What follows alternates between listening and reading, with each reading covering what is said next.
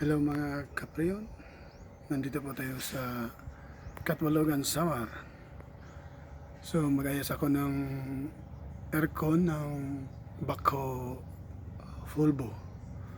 So papalitan natin ng belt, V-belt ng ating aircon nandito sa baba sa makina. Ito makikita nyo mga kapriyon.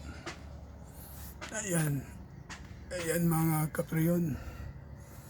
So kung nakita nyo, ang hirap ako na sa lalim. Ito yung compressor.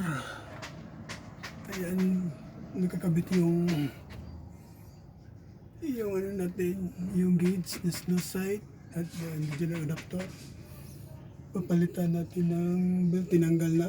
So para mabilihan, para mapalitan natin kasi nag-slide na siya. Nag-slide na siya mga kapriyon. So tinanggalan natin. Mamaya ikabit natin kung madarating na ang belt. At saka titingnan natin ang pressure at saka yung lamig niya.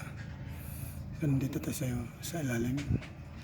So mamaya babalik ako kapriyon pag katapos natin. So maraming salamat sa panonood.